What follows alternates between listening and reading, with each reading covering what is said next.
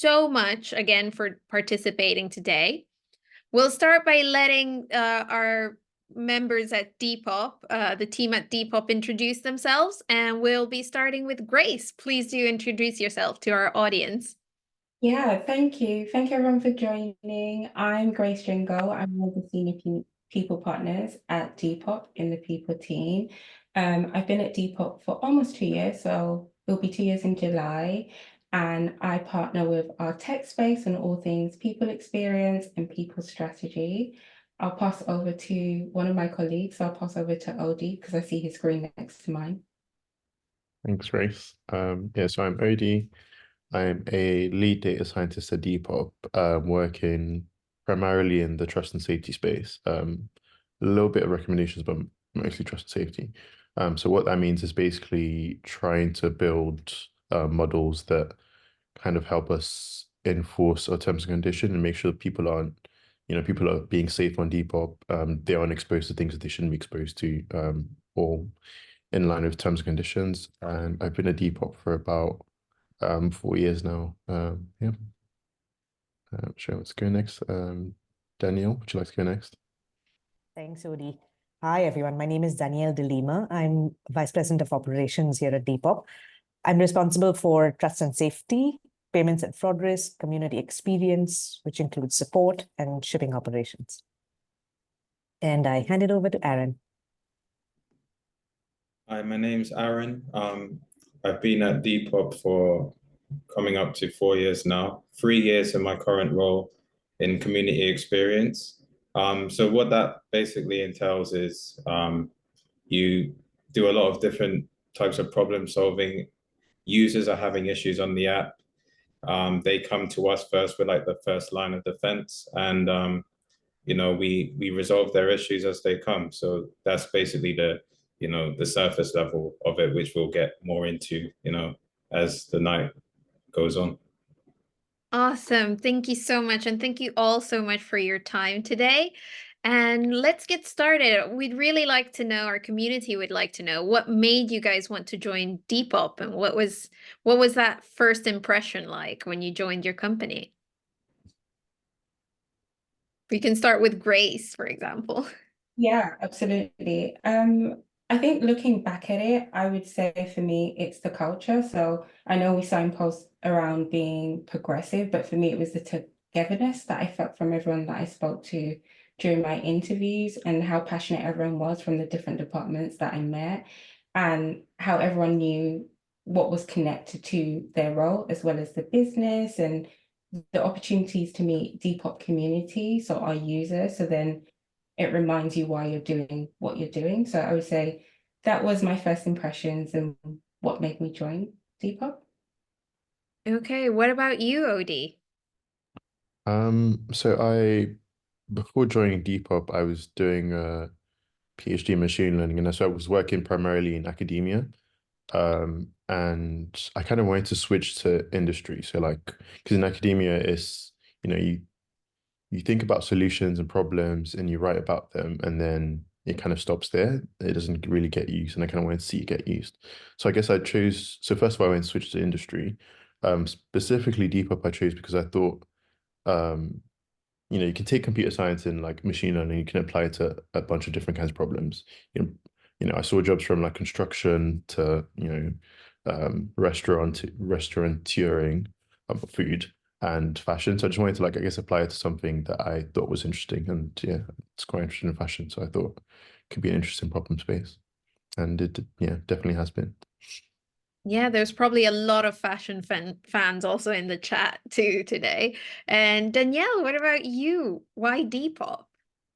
Well, I joined Depop 3 years ago. So it was in the middle of the pandemic when, young people were sitting at home with time on their hands and yearning for a creative outlet, while still trying their hand at entrepreneurship and trying to make money on the side as well. For me, I think what was fascinating at that time, and this was before I joined the company when I was making my decision, I was just fascinated by the levels of organic growth that the company was experiencing, and the passion that the community had, both for saving the planet and for creative expression. But what I didn't know, which was a real pleasant surprise for me when I joined, was how deeply everyone in Depop actually lived their values. And like, for example, if we said we're a progressive company, it wasn't just a statement on the wall, people really believed it and people stood for it, and was the case with all the other values that people, were very proud to say that they stood for. So for me, that was, and that's still till today, that is my anchor. The fact that we share a very strong set of values, and everybody lives them on an everyday basis. Okay, and what about you, Aaron? So for me, I started as a seller, which I still am a seller, but I was familiar with, how it worked from a user perspective. But I guess the concept of the company, bringing together style and, technology and creating a platform where people can, monetize their style essentially, something that, people can walk down the street.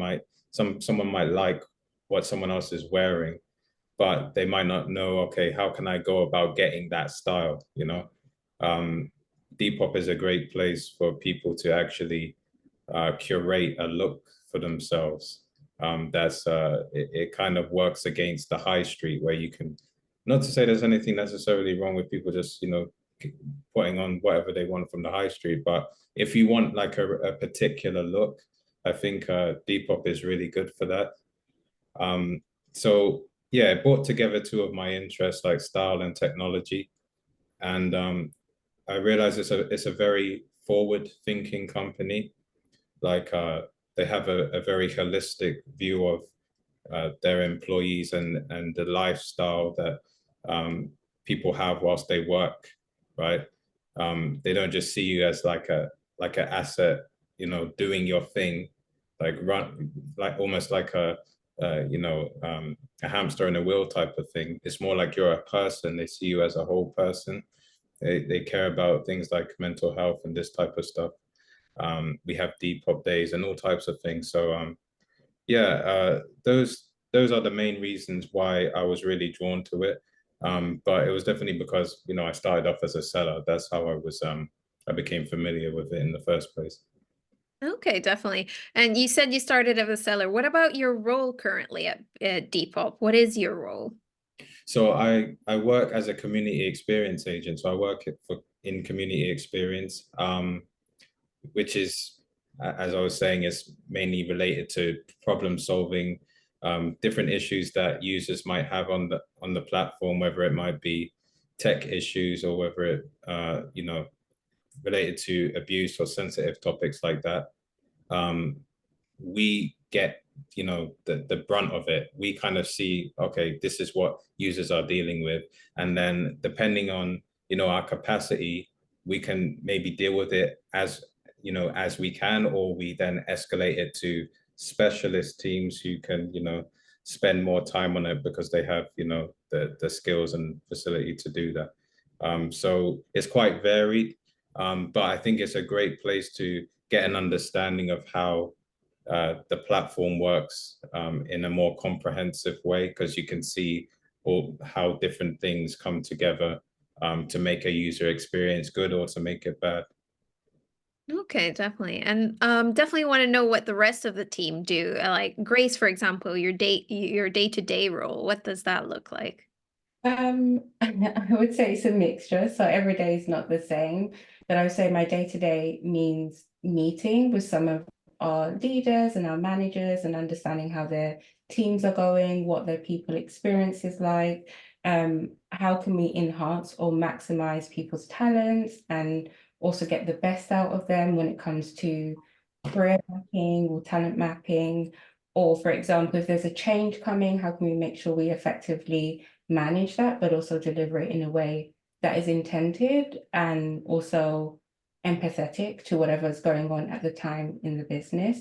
So yeah, I would say it varies, but it's very centered around people in general who are at Depop and them having a smooth and great experience in general. Okay, definitely. And could you tell us a little bit maybe about your journey into fashion tech? I would say mine is intentional in the sense of I always join companies that I feel like I have a personal attachment to them. So in my previous places, I've worked at Booking.com, which was centered around travel. And then before that, Wasabi, which is centered around food, and Depop's centered around fashion. So it's things that I resonate with, things that as a user, I would use the apps themselves. So I think for me, it was just, let me try a different industry. Let me understand how this business works if I was an employee rather than a user. And also, who doesn't like fashion or having an outward expression? So I would say that's how I got into it. Yeah, definitely. And I would say that even people who say they don't have fashion sense, they do have some sort of like fashion interest. And what about you, Odie? Can you tell us a bit more about your role at Depop and how you got there? So yeah, my role involves, so yeah, I'm a data scientist. So it similar to Grace's, I guess it's different day to day, which I think is really good because I think if it wasn't, it'd kind of get boring for me anyway. Um, so yeah, some days it's more like discussions and kind of planning and I guess meeting focused. Other days it's kind of writing code, specifically code for like building machine learning, building and deploying machine learning models.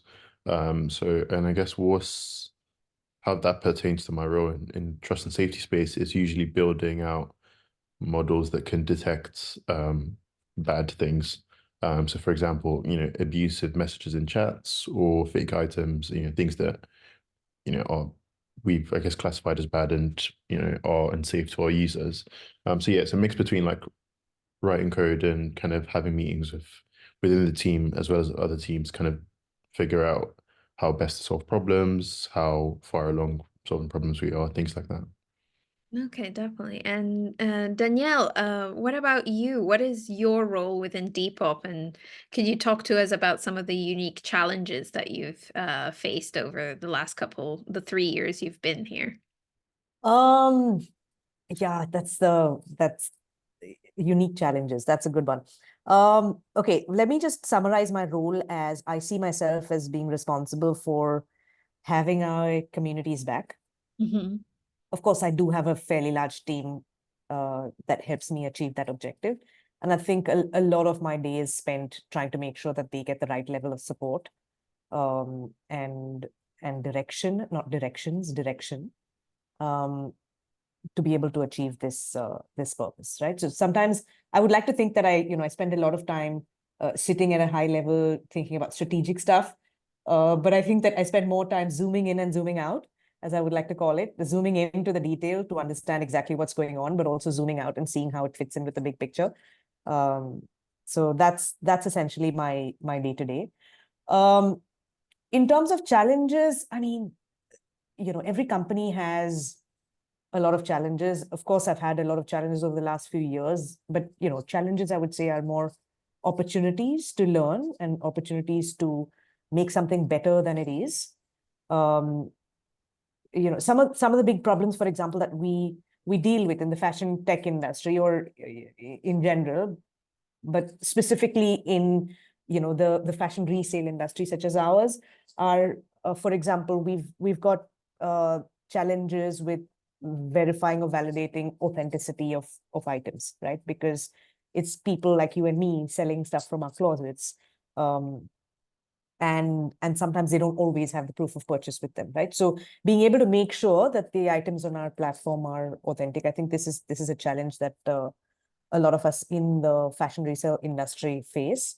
I think one of the things that I'm thinking about in terms of how do we solve for this problem, or at least make a difference to the world, is especially given that an item has to go from the seller to the buyer, and we facilitate that transport, which obviously then is associated with a carbon footprint. So how do we reduce the carbon footprint of that shipping journey? First, by trying to control more of that, in terms of, can we actually facilitate that journey from seller to buyer through, methodologies that have lower carbon intensity. So it's not only about making fashion circular, it's also about making sure that we are on our path to reducing our carbon footprint on the whole. And I think fundamentally another thing that sort of is something that all of us are dealing with, is making sure that we're protecting our users from harm. Because when you create a platform that is so frictionless that people are attracted to you because of the lack of friction, it also creates, a lower friction threshold for bad actors. And trying to protect our genuine users and the vast majority of our users who actually come to Depop for the purpose of what Depop was designed for, from users who don't necessarily have the best intentions, and to make sure that we've got our users back. I think that's fundamentally what I would say the big picture challenges that we face. I know cybersecurity, especially now that AI has been introduced into the game, is probably like a minefield. And Yeah. I think that's another half day of conversation. yes, AI is definitely a whole another webinar with Depop just about AI. And what about the rest of the team? What are some of the unique challenges you have, like in the fashion tech industry, for example, Grace, if you can think of any? I would say mine is a little bit varied in terms of my actual role and also industry. So I would say when I talk about my role, confidentiality is a piece because I'm always working in that realm.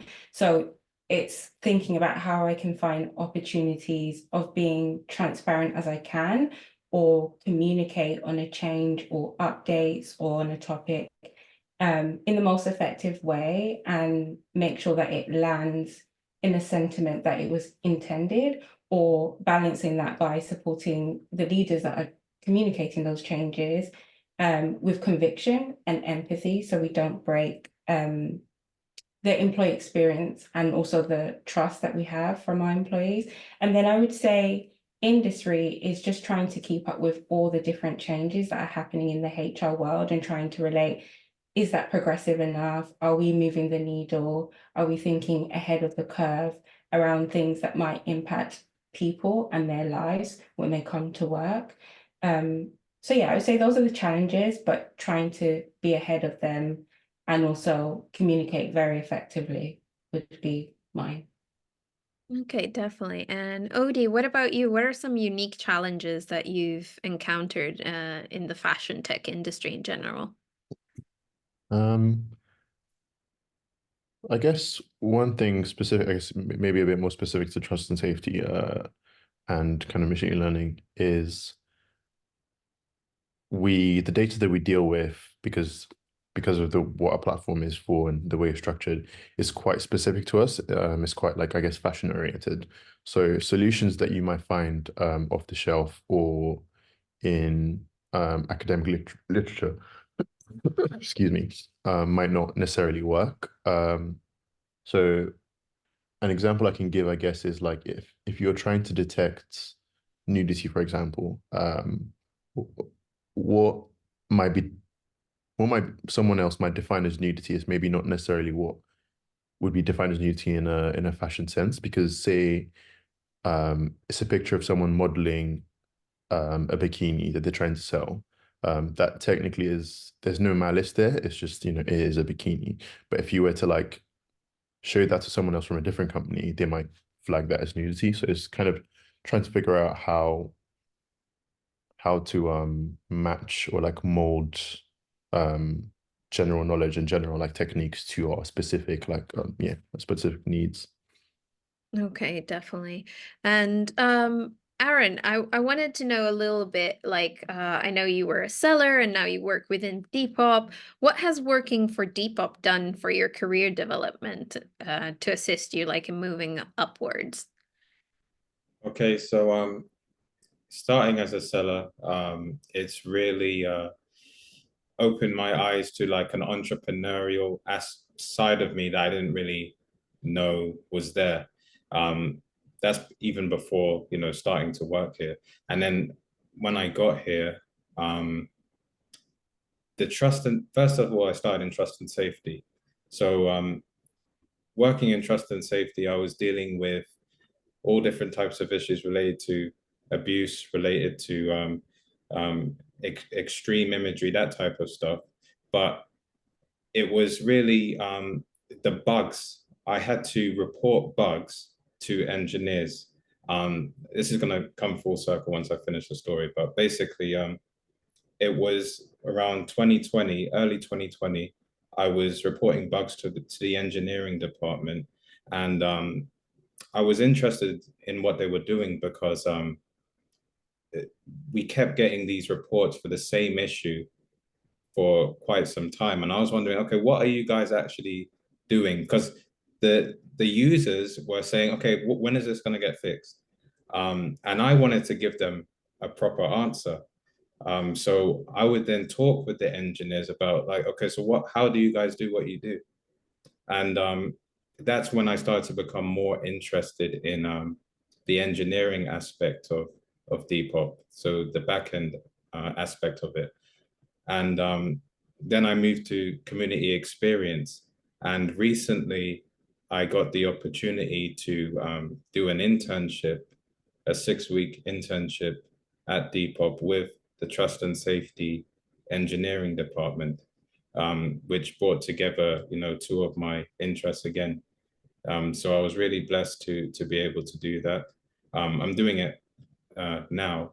I just finished my second week, and I'm really enjoying it. And the plan is to eventually land a role as a junior level developer within Depop.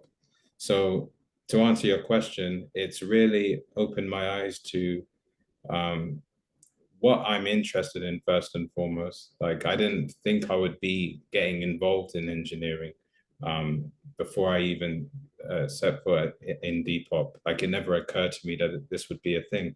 I always thought I was getting into law. And my family were really into this. Like, they were saying, okay, this is what you're gonna do, this, right? This is your path.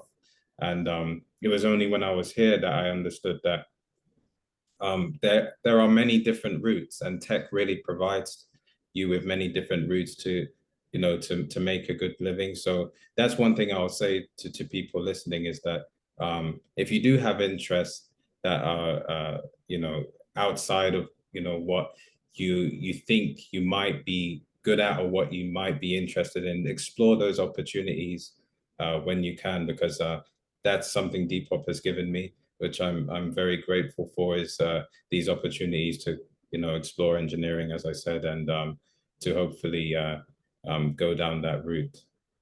Okay, thank you. And there was definitely like a nugget of wisdom that I want to highlight, especially for our younger audience members. Your path is not going to be linear, no matter what you do. So you can start in law and then end up in engineering, as Aaron said. So be be mindful of that. Nothing is set in stone and everything can change. And Danielle, I saw you applauding to like Aaron's 2-week stint. What about you? How does Depop add to your everyday happiness and learning and development? I think in general, Depop empowers people to be the best version of themselves. And I think that in itself is pretty powerful. This, I would say, applies to everybody across the board. I did applaud to Aaron because, a lot of people, when they join our teams, some of them do it because they know that this is what they want to do. And then at some point of time, they realize that, okay, no, 1 second, there's a whole new world out there that I wasn't even aware of. And Aaron is one perfect example of that, where he discovered, that there was a possibility to explore engineering. And of course, at the end of it, he could decide that it's really not for him. But at least, at Depop, he gets the opportunity to be able to try different things as, whatever he wants to do. He drives that growth journey of his, and Depop does empower you to do that. So yeah, that's what I would say. Yes, definitely. And it's a really good advice for people who might want to join Depop or any other company. Show genuine interest in areas that you're not in, because you never know. What about you, Grace, in terms of learning and development and the benefits that you get for working at Depop? Is there anything that stands in mind that you would like to shout out about?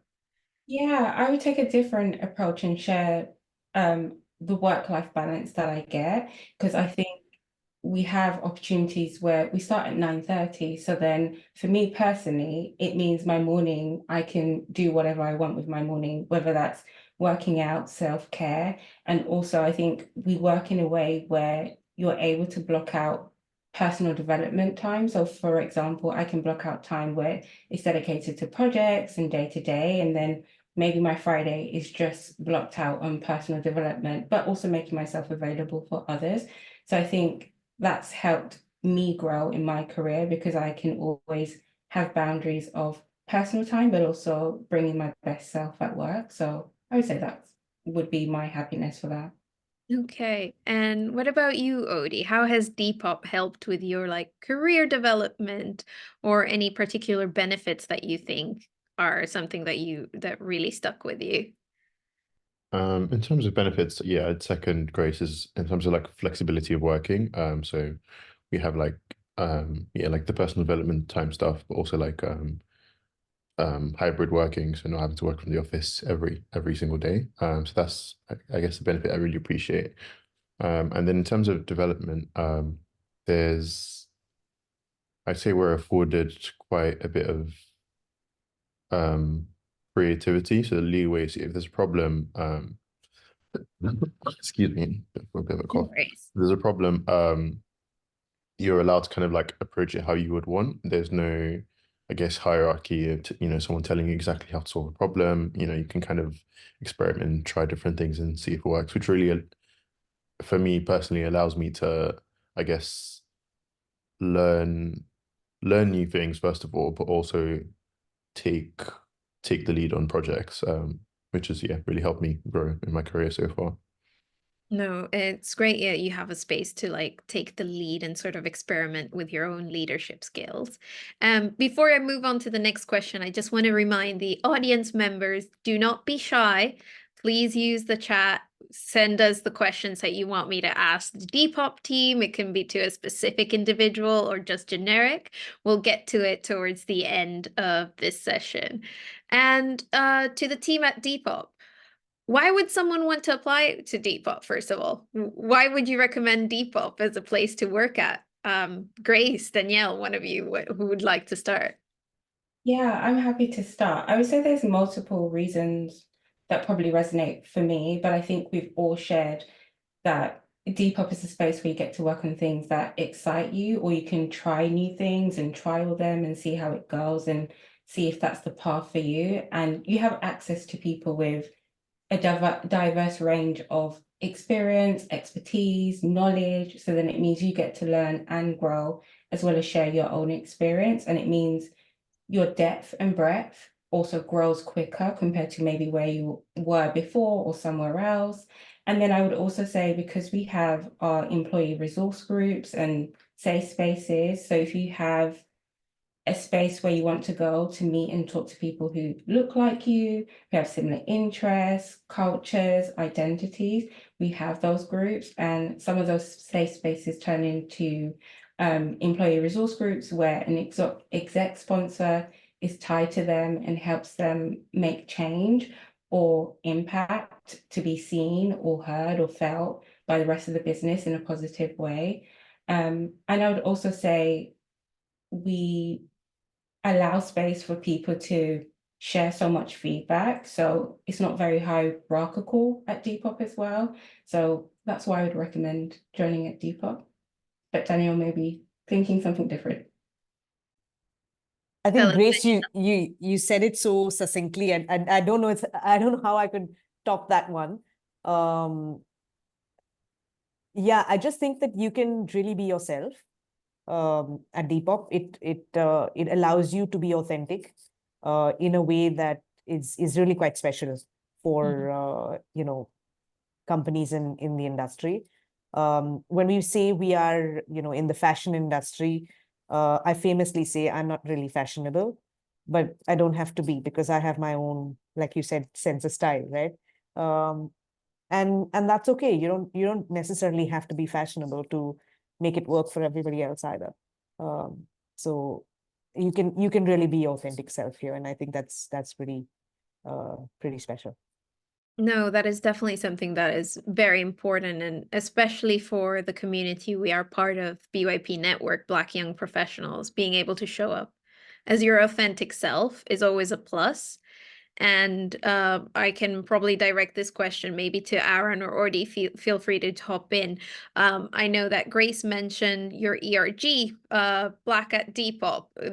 Can you guys share a bit more information with that with us for the community members here at BYP? Yeah, sure. So at first it was a space, and then you know, we had meetings. We would you know, do small events, and recently it became an ERG, where we were able to meet more often, and you know, have gatherings, and yeah, where there's food and, you know, trivia, and, you know, just a place for, as Grace was speaking about, people who share the same culture to come together in a space, you know, and to feel at home somewhat.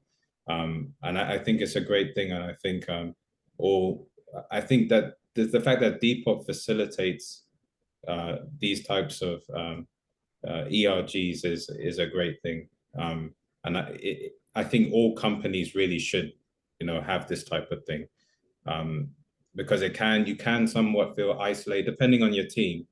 You know, no matter how progressive a company is, you can sometimes feel isolated. So it's a great thing that you know, you have an ERG where you can come together, you know, laugh, have joke, eat the same food that you usually eat at home, and this type of thing. So yeah, that's how I see it, at least. Yes, that is quite important. I'm nodding because that is also one of the reliefs that I felt when joining BYP Network, is being able to eat the foods that I eat at home, even in the workplace, and actually people being excited that there might be some to share around. So, Odie, I would like to ask you, for example, especially for the youngsters in the chat room here who might want to break into fashion tech, any tips that you might have for young Black professionals and that who are trying to get into that career? I guess I only really have like like proper perspective from a tech, like, you know, software kind of side of things. And in that, with that perspective, I'd say just side projects. Just if you know, just work on stuff. If you have an idea, just, you know, experiment with it. Just kind of doing that, because it kind of, it helps you learn, kind of shows like that kind of creativity as well, that you're coming up with these ideas and trying things out. And yeah, so yeah, I'd say that's, yeah, very, very useful, because you're kind of learning while also doing something that you hopefully enjoy. So it's like a 2-for-1. And then by the time you like want to apply to not just any, you know, just necessarily fashion tech, but any role, yeah, you're like leagues ahead of maybe other candidates. So yeah, I'd say don't be afraid to experiment and try things in your spare time. Okay, definitely. And I think this is a question that a lot of our members would like a perspective from all of you guys. So I'll bring it back also to Grace. Any tips for Black professionals trying to break into an industry, trying to get a job at Depop or something related, similar? I don't have any special tips except from number one, go for it. Don't be afraid. Just because you've worked or don't have any experience in a particular industry doesn't mean you can't go into that industry. So show how you have transferable skills, show how you're excited to be in this industry, even though you don't have that experience, and what you can add value to. So those are the things I would say showcase and advocate for yourself, but I don't have any special tips and tricks, because I think all of us in the panel probably applied different things to do. Yeah, that's all I would say. Okay, and I'll bring that same question to Danielle. Any tips for professionals trying to break into the fashion industry? Just, you know, layering on top of that. And I don't know whether this is particular to the fashion industry or the tech industry in general. I would say really practically, number one, do your homework. I know it's easier, you know, it sounds really intuitive, but a lot of people don't do enough research, go beyond the news articles, try to read like the financial statements of the company, if it's a public company, or try and, figure out what's happened with the company, what do you understand about the industry, because that perspective really adds a little bit of that extra value to, to your vision of what you're getting yourself into. So do your homework would be number one. Number two is just like, I would say relax a little bit, because interviews are a two-way street. Try to meet as many people as you possibly can within the company so that you can make your decision as well, right? Ultimately, you want to be happy in that job. It's not just about landing the interview. So bear that in mind. Yeah. Think about it as a two-way journey, not just I need to show up for this interview really impressively because I want to get that job, because they also want you. And last but not the least, I would say, because there are like a number of tips that I can provide, but the third most important tip I would say is just be authentic, because remember that you bring something unique to the table. And if you try to be someone else, then you're actually suppressing what makes you special. And, then you're just like all the other applicants that are there. So really like showcase yourself, be authentic, and highlight what is it that's that unique special sauce that you bring to the table. Okay, amazing. And Aaron, I'd also like to ask you if you had any tips or advice for young Black professionals who are trying to break into the fashion world, the tech world. What would you say to them? I would echo a lot of what everyone said, but I'd also say explore, don't think, okay, this is 100% for me. Just do your research, explore the field, get an understanding of exactly what you're going to be doing. Try and, find a mentor. I really wish I had had a mentor earlier on in life. I think the value that elders and people who have experience is sometimes not, the praise, we don't give enough praise, I think, to these types of people. And I think it is so valuable to have somebody to tell you, okay, there's pitfalls here. You need to avoid that. You might want to try this or try that. They can tell your skills and what might be best suited for you. Because sometimes we have like a myopic view and we kind of think, okay, this is definitely for me. But it might be for you in your mind in this particular point in your life, but there might be someone else who's had so much more experience and understands so much more about the field you're thinking about getting into and understands you. And they might know, yeah, maybe this isn't for you. Maybe you should look, down these streets. Maybe this is better. So I think definitely seek out a mentor in whatever field you're interested in. There's so many resources out there. You can, if it's business in tech, you could try Prince's Trust. They have a lot of contacts. LinkedIn. So I think now more than ever, there's so many ways for people to gain this knowledge and to really find out what they want to do and be authentic to themselves and monetize that. So that's what I would say. Definitely seek out someone with that knowledge. No, definitely. Mentorship is important. And even at BYP Network, we do offer like free mentorship opportunities. So we match our community members with some of our partners' employees to just help them get networking, get them used to the environments and industries that they want to be in, or sometimes realize that it's not the industry that they want to be in. And your mention of mentorship actually pinged the chats a little bit. And so I'll just take advantage of one of this and ask you guys, is there a sort of like a buddy system or a mentorship program within Depop? Yeah, I can answer that. I would say we do. So we have currently a program where anyone can sign up to be mentored by someone in a business in a different department, and also those from different levels who want to share something within their org. So we do have that system. And sometimes it happens very organically where somebody from a different department reaches out to a leader and says, hey, I really would love to enhance this skill, and I've seen you do this in several meetings or several spaces. Do you have capacity to, mentor me, coach me? So we do have a program, and also sometimes it just happens organically. So the answer is yes. Okay, amazing. And guys, please do keep those questions coming. We're coming quite close to the Q&A section of the webinar, so we'll be answering a bit more of those.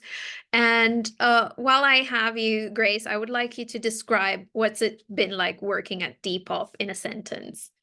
Being myself. So a lot of what Danielle has said, being my most authentic self, and being in a space where people see that I add value and I can make that positive impact through my work, but I would say mostly through people, because I work with people every day. So yeah, that would be mine. Amazing. And what about you, Danielle? If you could describe working at Depop or, Depop culture in a single sentence. I think apart from what I've already said, I would say that it's an extremely supportive culture. If you're, life gets hard, all companies' jobs get hard. And sometimes you have great times as well. So you have people to celebrate with, that's supportive as well. But also when things get rough, we've got each other's back. We watch out for each other, and sometimes you just have to look a little bit worried, and somebody will be like, "Oh, is everything okay? Do you want to have a conversation, have a cup of tea?" Things like that. So it's immensely supportive, I find. Okay. What about you, Odie? I'd probably say, I mean, in addition to pretty much everything that everyone said, to be honest, I'd say the fact that work is different day to day, month to month. I've worked in a bunch of different kinds of projects, which is really exactly what I was looking for, because you can take the theory and just kind of apply it to various different things, from, like I said, 1 minute you're trying to detect fakes, next you're working with messages, then you're working with fraud. It's just always keeps you on your toes, basically. Okay, amazing. And guys, we're going to go to some of the questions that I see here popping in the chat. So let's get ready. Some of these members really want to know a lot. So Jim has asked, what has been the most difficult hurdle as a professional in your career, and how did you overcome it? I guess I can put this to who feels that they want to take this one on. Silence. Danielle, do you feel like you want to answer Jim? Yes, I will. Of course, I'll always have an answer. The most difficult hurdle, I mean, it's hard to be able to stack rank them, but I think one of the things that, at least in my role, is, I alluded to this a little bit earlier, is, sometimes there'll be a fire that needs to be put out, right? And it's just being able to, first of all, understand really quickly what's going on, but also getting out of the way when my team is doing really well. I think that for me has been quite a learning journey. When there's a fire, obviously you want to say, okay, now I'm going to put it out. Let me bring the fire hose. But then if you've got the firefighters in place, let them do their job, and empower them to make the decisions that they need to make in order to be successful. I think that's for me. I wouldn't say difficult hurdle, but that's, I think, been a practicing journey for me here. Okay, definitely. And I have a question here from Olivia. She wanted to know, does Depop do apprenticeships, or how can I get into a role at Depop? Who would like to address Olivia's question? I can answer that a little bit. I would say at the moment we're trialing it. So we're actually trialing it in data scientists to see how well it will run, what are the things that we can do to make it a good program, but also what isn't working well. So I think we're in the stages of just trialing, and once that works well in data scientists, just seeing if we can do that across the business. But I would say keep an eye out on our careers pages if we have more that we're signposting. So I'd say we're in the early stages still. Okay, definitely. So Olivia, please do check out Depop's pages and or reach out to Kendall, who is in the chat. She's from Depop, and she'll be able to tell you a bit more about that. And now I have a two-part question, which is focusing on mentorship. This is from Jim. He wanted to know, first of all, how would he go about looking for a mentor? And secondly, what does a mentor-mentee relationship look like? Who would like to take that one on? Aaron? Yeah, it makes sense. So I would say there are many organizations out there. It depends on, I guess, your field as well, what field you're into. Considering you're here, I'm guessing you're interested in tech. I would say off the top of my head, I can't give you an organization where they have tech mentors, but you know, there are many Black orientated organizations, or you can go to organizations, like I said, Princess Trust, that have connections with different companies and different organizations and people, and they could direct you to, you know, the right place. You can go to, I was going to tech festivals, Black tech festivals last year. There are many people there, speakers, who are looking for mentees. So I would say definitely go to events. You know, at Eventbrite, you have many different events where people are speaking and they have years in the field. And you know, approach them, and as long as you're serious, people can sense when you're passionate about something, when you're serious, and I'm sure that they'll be happy to take you under their wing. And in terms of what does a mentor-mentee relationship look like, I don't think there's like a, you know, a cookie cutter style. You know, it depends on the individuals, because I remember, you know, it when I was doing philosophy, I was a philosophy undergrad, and I had a mentor in philosophy who was just guiding me in a way. Now that I look back on it, it was a mentor, but in at the time, I didn't see it. I didn't consider him as a mentor, you know. But basically, opened my eyes to what I was good at. Certain things that I thought, oh, that's weird about me. He made me understand that that's what's special about me, you know. So I would say that's one thing. A mentor opens your eyes to certain gifts that you might have, and they bring that out into the forefront and make you understand that that's what makes you special.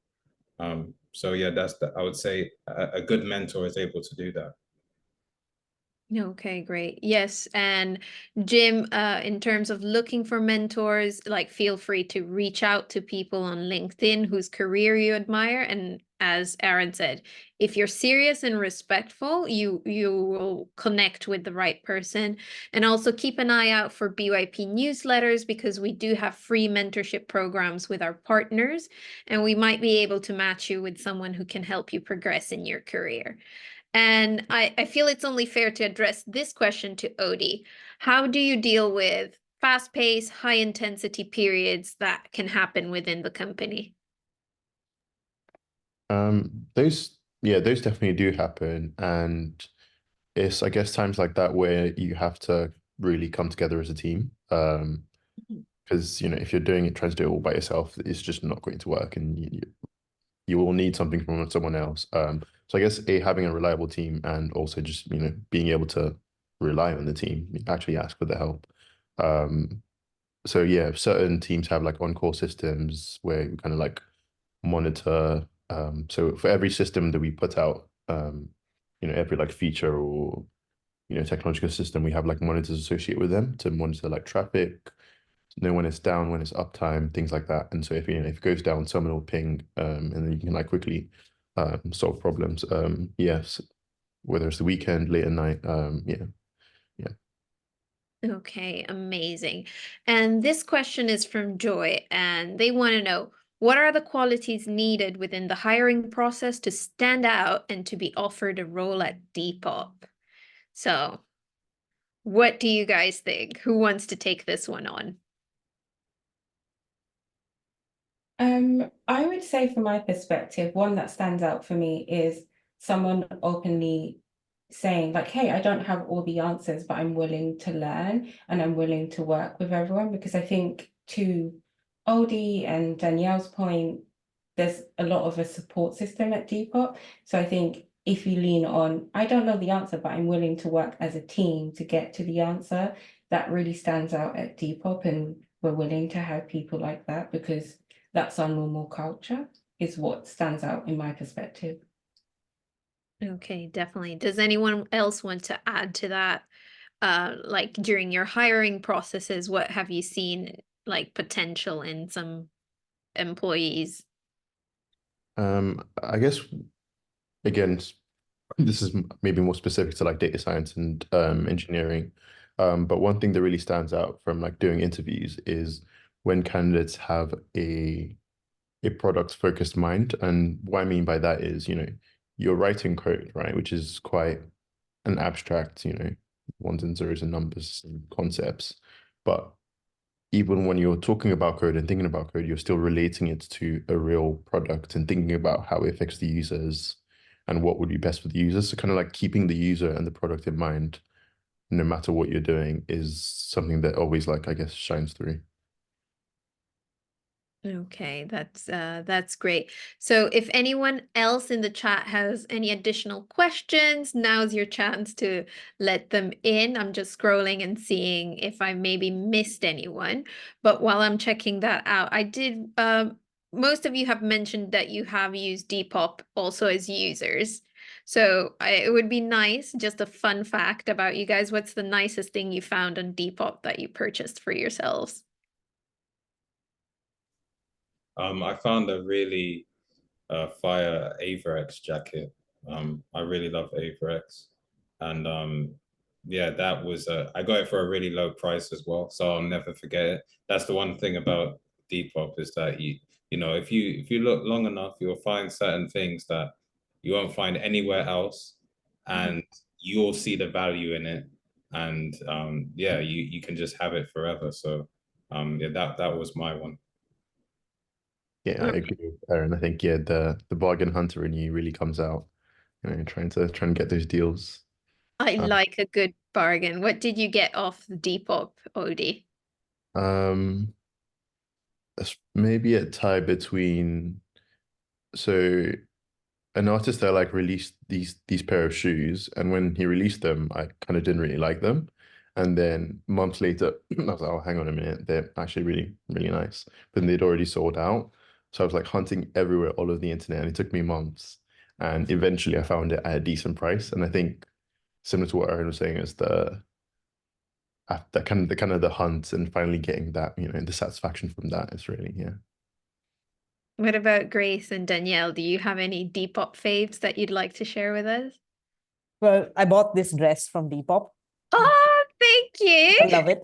It's got Oh, that is pockets. so pretty. Definitely representing the company well. That is Yeah. so But pretty. I would say my best bargain buy on Depop was before the party season last year, where I found a seller who was selling three Ralph Lauren dresses that were no longer being made. And I just offered a bundle price on all three of them, and the seller was happy. They were doing a closet clear out, and they were happy to part with that for the price that I was offering. So I would say that's the best bargain I've got so far. But yeah, I shop a lot on Depop. I'm a little bit of an addict. I think everyone on this webinar, a good percentage of us are probably a bit Depop fans. What about you, Grace? What's your favorite find from the app? I would say mine is a bag, and actually it was a Depop page of somebody who works at Depop themselves who makes their own bag. So I think that was a nice purchase because it was someone at Depop and they also had their own Depop page, and it's like these really cute bags. So yeah, that would be my favorite. Okay, amazing. Let me see. Something just popped out. No. So I think we've read all of the questions that there are in the chat. First of all, I want to thank the speakers and everyone at Depop for this session. Thank you so much for your time. Thank you so much for participating. And a big thank you to everyone who was in the chat, who contributed to questions. Remember that if you're interested in working at Depop, we do have a link where you can drop your CV, and the recruiters at Depop are going to look through it and reach out. And you can also get access to the upcoming events we might have here at BYP. Hopefully, we'll be also featuring some of our Depop friends that you've met today, and be sure to follow us on social media.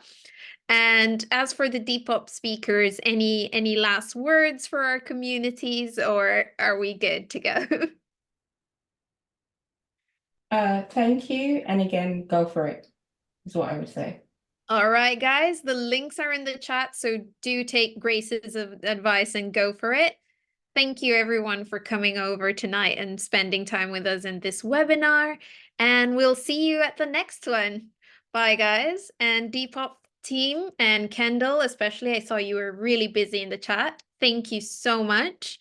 And thank you guys all. So bye for now. Thank you. Bye. Thank you. Awesome.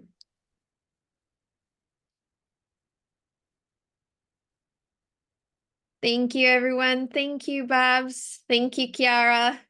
Thank you, Femi and Esther. Be sure to check your inboxes. We're going to be sending a recap of this event in the video. Have a good night, everyone.